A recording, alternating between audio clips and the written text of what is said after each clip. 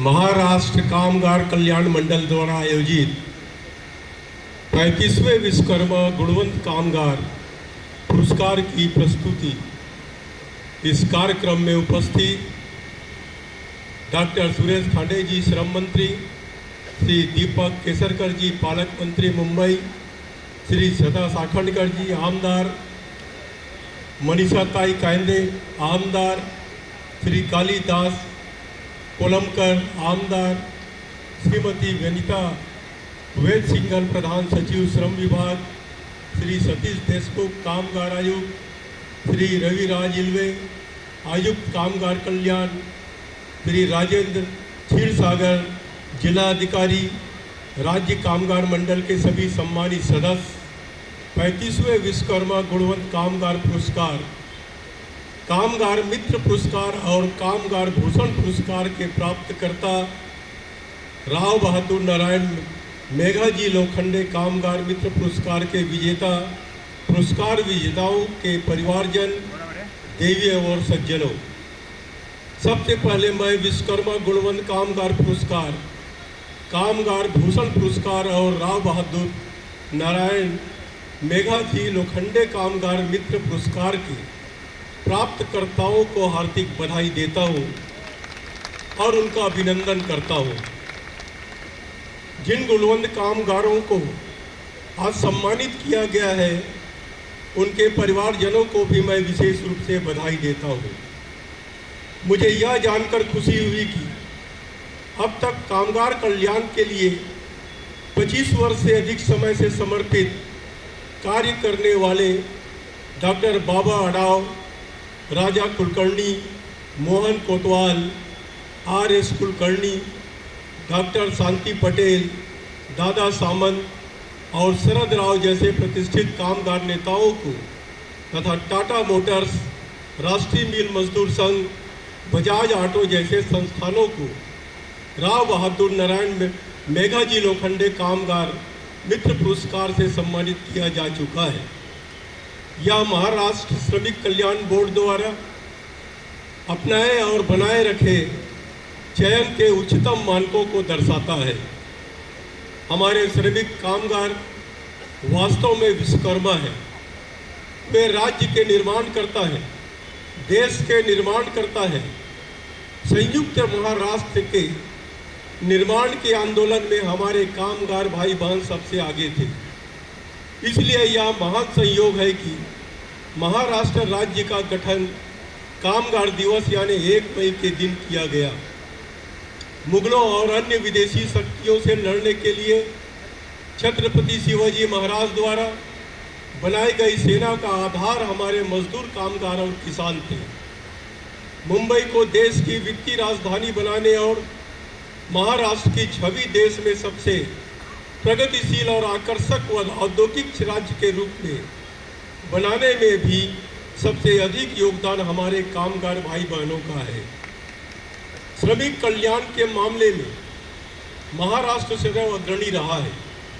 हमारा राज्य वर्ष 1953 में श्रम कल्याण बोर्ड बनाने वाले पहले राज्यों में से एक था। मुझे यह जानकर खुशी हुई कि आज सन 56 लाख से अधिक श्रमिक कामगार महाराष्ट्र श्रम कल्याण बोर्ड के साथ पंजीकृत है। हमारा प्रयास सभी श्रमिकों को अपने दायरे में लाने का होना चाहिए। मैं श्रम कल्याण आयुक्त के तत्वाधान में किए गए श्रमिक कल्याण के कार्यों का अवलोकन कर रहा था। मुझे यह जानकर अत्यधिक प्रसन्नता हुई कि महाराष्ट्र ने श्रमिक कल्याण के क्षेत्र में जबरदस्त काम किया है। नियोक्ता कर्मचारी और राज्य सरकार के त्रिपक्षीय माध्यम से कल्याण बोर्ड द्वारा जुटाए गए कोष से बोर्ड स्पोर्ट्स कॉम्प्लेक्स और स्विमिंग पूल चलाए जाते हैं। बोर्ड द्वारा राइफल शूटिंग और तीरंदाजी, बैडमिंटन आदि के लिए सुविधाएं प्रदान की जाती है। मंडल द्वारा कामगार साहित्य सम्मेलनों का आयोजन किया जाता है, जो निश्चित रूप से सराहनीय है। मुझे यह जानकर खुशी हुई कि महाराष्ट्र राज्य कल्याण बोर्ड के तत्वाधान में बड़ी संख्या में शीर्ष खिलाड़ी छत्रपति शिवाजी स्पोर्ट्स अवार्डी तैयार किए गए हैं।